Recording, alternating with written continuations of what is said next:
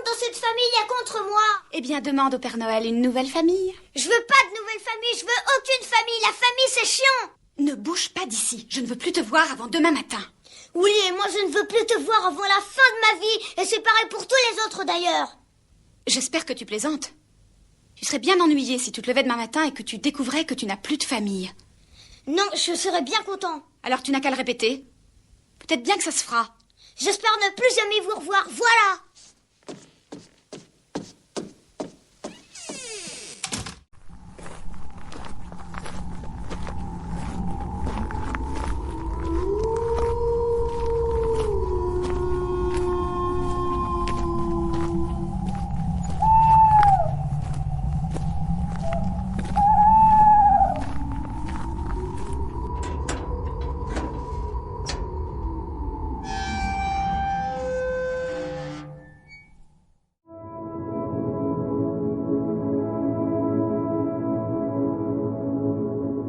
Dans la vie, il y a les familles idéales et il y a les autres. Ces dernières font souvent écho à une certaine famille groseille, que l'on ne voudrait pas comme voisin et encore moins comme famille. Et il y a des familles sympathiques au sein desquelles on se sent bien, on se sent choyé, où chaque parcelle de notre corps et de notre esprit est en harmonie complète avec chaque membre de cette famille dite parfaite.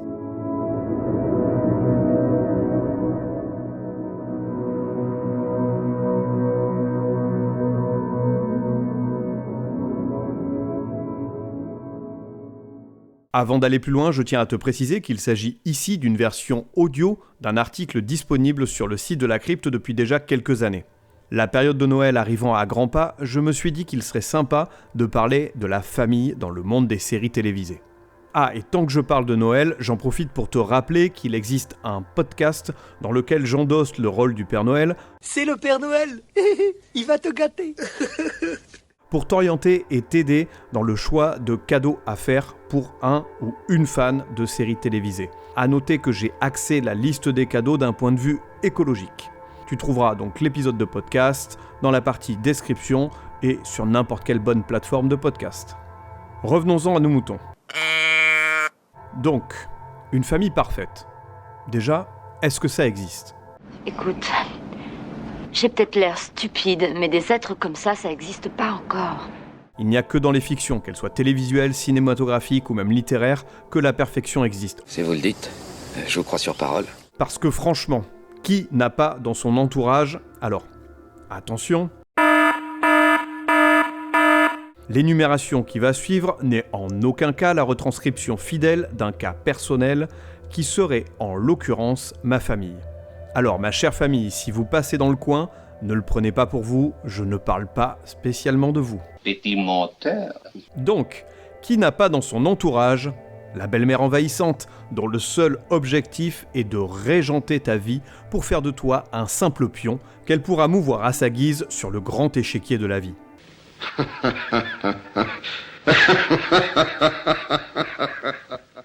Ou ce grand-oncle alcoolique qui a toujours la bonne blague vislarde pour animer la soirée. Alors, j'ai une blague, c'est l'histoire d'une pute. Ok, on va s'arrêter là Jean-Francis, je crois que personne n'a envie d'écouter cette blague. Il y a aussi cet autre grand-oncle, celui de l'autre côté de la famille, qui aime bien, cela dit, lui aussi l'alcool, mais surtout adore reluquer les gambettes de ta petite copine. Sympa celui-là. Vous êtes un porc. D'ailleurs, vous avez une tête de porc. Il y a aussi ce cousin, tu sais, ce mec dont les phrases débutent souvent par un « Alors, je ne suis pas raciste, mais au boulot, il y a un arabe... » Ok, eh bien Jean-Kévin, tu vas fermer ta gueule si t'es pas raciste. Mais il va la fermer sa gueule! Et puis il y a aussi cette grand-mère que t'aimes bien, mais elle se souvient jamais du prénom de ton mec ou de ta copine, et elle adore te parler de ta cousine, tu sais, sa petite fille préférée. Pas toi, non. Toi, tu n'es pas à la hauteur. En résumé, des gens sympathiques pour un repas de famille très animé. Je ne vais cependant pas édulcorer le monde des séries télévisées. Ces dernières nous offrent assez régulièrement des personnages aussi détestables que ceux que je viens d'énumérer. Souviens-toi par exemple de Chet dans Code Lysa, le genre de frangin que personne ne veut, un mec exécrable dont le hobby préféré est d'emmerder et taper son petit frère. N'aie pas peur, c'est rien. Je vais simplement te claquer ta gueule. Il y avait aussi Terry Delmonico dans Glee. Cette nana est complètement tarée, prête à tout pour garder son mari, un mec pourtant très sympa. Alors vous allez voir, c'est un mec très sympa, et en plus, il travaille à la télévision. Je pense aussi à Lois Henriksen dans Big Love, toujours prête à se mettre en travers du chemin de son fils. Le pauvre Bill va de déconvenu en déconvenu au contact de cette mère machiavélique.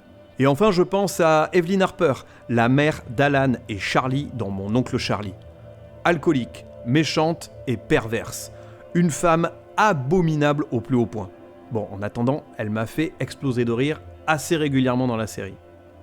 Bon, la liste pourrait être encore très très longue, et je pense qu'un épisode dédié aux personnages haïssables dans le monde des séries aura sa place ici même prochainement. J'en ai d'ailleurs parlé lorsque j'ai terminé l'abécédaire des personnages de séries que l'on aimerait avoir comme amis. Donc, n'hésite pas à rester dans le coin, ça devrait arriver. Alors ça vient, petite bite.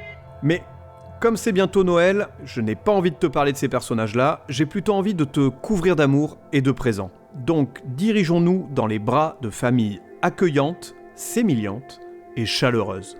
Et pour cela, j'ai choisi 3 familles idéales qui me mettent à chaque fois du baume au cœur dès que je les vois. Tu es de ma famille. Pour la première famille, il s'agit de la famille Dubois dans Medium. Medium, c'est une série fantastique policière diffusée de 2005 à 2011 sur NBC puis CBS. En France, on a pu notamment la voir sur Série Club, Teva et M6. Elle a été créée par Glenn Gordon Caron. Ça parle de quoi ? Alison Dubois est mariée à Joe et mère de 3 enfants, Ariel, Bridget et Marie. Elle souhaite devenir avocate, mais sa vie est chamboulée par des facultés surnaturelles qu'elle possède. Depuis son enfance, elle a le pouvoir de communiquer avec les morts. C'est alors qu'elle décide de venir en aide au procureur de Valos pour résoudre des affaires criminelles.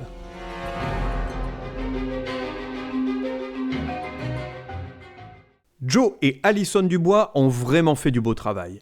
C'est du très beau travail, je dois dire. Ariel, Bridget et Marie, leurs 3 filles, sont de véritables petits amours. C'est pas des petits amours, ça ? Cette famille est typiquement le genre de famille que tout le monde aimerait avoir. On sent qu'il y a beaucoup d'amour au sein de cette lignée. Joe et Alison ont instauré une réelle complicité et une relation de confiance entre eux. Et d'ailleurs, Joe est l'homme parfait. Le mec s'occupe parfaitement de ses filles, il est tout le temps présent à la maison et il soutient sa femme à chaque instant. Regardez, c'est Pierre Cardin. Oh mon Dieu, il est sublime. Et en plus de tout ça, il est gentil, la perle rare. Le genre de mec à qui t'as envie de faire une accolade, de te retrouver autour d'une bonne mousse avec lui et de passer l'après-midi à discuter des choses de la vie. Un conge à l'avenir. Très juste, à l'avenir. Outre le côté charmant de la famille Dubois, Medium est une série policière passionnante menée de main de maître par l'excellente et la magnifique Patricia Arquette. Et quand je pense à Patricia, je pense forcément à la sublime Alice dans Lost Highway de David Lynch. Elle était alors tout simplement somptueuse dans ce rôle. Swing, swing, chapiteau. Et ce fut donc un réel plaisir pour moi de la retrouver durant toutes ces saisons dans Medium. Tu es de ma famille. Pour la deuxième famille, j'ai pensé à la famille Miller dans Une famille presque parfaite. Une famille presque parfaite, Still Standing en VO, est une comédie diffusée de 2002 à 2006 sur CBS. En France, on a pu là aussi la découvrir sur M6. Elle a été créée par Diane Burrows et Joey Gutiérrez. De quoi parle-t-elle ? Bienvenue dans le quotidien de la famille Miller, dont les parents, Bill et Judy, mariés depuis 20 ans, ont conservé l'esprit des ados qu'ils étaient dans les années 80. Ce qui n'est pas simple quand on élève 3 enfants. Brian, intellectuel aux hobbies originaux, Lorraine, adolescente pure et dure, et Tina, petit ange à double face. La famille Miller est tout simplement cette famille certes sympathique, mais aussi bien farfelue. En effet, Bill et Judy Miller sont donc des parents très cool. Enfin, ils veulent paraître cool. Reste cool, sac à merde. Ils ont gardé une part d'adolescence en eux. Ils sont fougueux, déjantés et ne veulent pas être estampillés comme de simples parents. Ils ne sont pas que des géniteurs. Ils sont aussi, ou du moins ils essayent de l'être, les copains de leurs enfants. Et là, ils se heurtent à la dure réalité de générations bien différentes. Et eux, ils me font clairement penser à la famille Finnerty dans Parents à tout prix, avec l'excellent Donald Logue, que tu as pu voir dans Urgence, Life, Sons of Anarchy, Terrier ou encore Vikings. Et la famille Miller, en fait, elle est un peu dans la lignée de la troisième famille dont je vais te parler maintenant. Tu es de ma famille. Il s'agit de la famille Micheli Bauer dans Madame est servie. Car effectivement, les Miller, les Micheli, les Bauer, ils font partie de toute cette génération de séries des années 80, 90, début 2000, où les familles étaient mises en avant et elles étaient généralement toutes plus sympathiques les unes que les autres. Mais ils sont sympas quand même. Et puis on vit des trucs forts. Je pense à la famille Drummond-Jackson dans Arnold et Willy, ou encore la famille Cosby dans Le Cosby Show. Je pense également à des familles comme dans Notre Belle Famille, ou encore La Fête à la Maison. Bref, il y en a tout un paquet. Revenons pour l'instant à Madame est servie. Mais faut-il encore la présenter ? Allez, je te la présente quand même parce que je pense que cette série est peut-être moins connue de la nouvelle génération. Ok, Boomer. Madame est servie, Who's the Boss en VO, est une comédie familiale des années 80. Elle a été diffusée de 84 à 92 sur la chaîne américaine ABC. En France, on a pu la découvrir sur tout un paquet de chaînes, Série Club, Teva, HD1, Antenne 2, et personnellement c'est là où je l'ai découverte, c'est sur M6. La série se compose de 8 saisons pour un total de 196 épisodes. Et de quoi parle-t-elle ? Le synopsis est assez simple.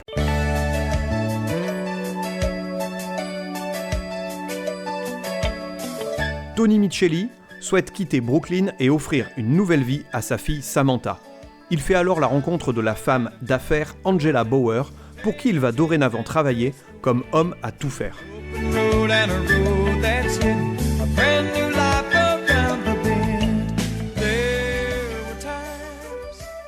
Donc comme je viens de le dire, moi j'ai découvert Madame est servie dans les années 90 sur M6, le soir vers 20h, je pense qu'elle a été diffusée de nombreuses et nombreuses fois. Et elle a une place particulière dans mon cœur, car c'est une série que je trouve tout simplement très sympa, avec une famille hyper attachante. Et donc l'intérêt de la comédie est de suivre l'évolution de cette famille, qui au départ n'en est pas une. Tony Micheli entre dans la vie d'Angela Bauer, et à partir de cet instant, tout va changer. Il va clairement chambouler le quotidien d'Angela et son fils. Je m'appelle Tony Micheli, je viens pour la place. Ah, je suis désolée, mais il y a une erreur, monsieur. Je cherche une bonne. On m'a surnommé la bonne serpillière. Leurs mondes respectifs vont donc entrer en collision et plus rien ne sera jamais comme avant. Comme je le disais, j'ai surtout connu la série grâce aux rediffusions proposées sur M6. Et les Micheli et les Bauer ont accompagné mon enfance et mon adolescence. Et quand je parle de mon adolescence, je pense évidemment à un des personnages de la série qui est interprété par la radieuse Alyssa Milano. Parce que franchement, difficile à cet âge-là, quand t'as entre 10 et 15 ans, de rester insensible à son joli minois. T'es belle comme un sapin de Noël.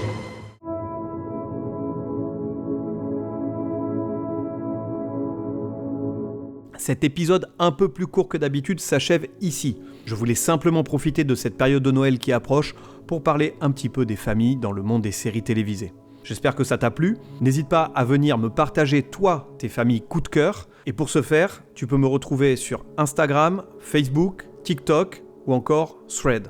Tu peux également retrouver tous les épisodes du Son de la Crypte sur toutes les plateformes de podcast, ainsi que sur la chaîne YouTube de la Crypto-série. Je te donne rendez-vous très prochainement pour un nouvel épisode du Son de la Crypte. D'ici là, profite de la vie, profite de ta famille durant ces fêtes de fin d'année, et bisous.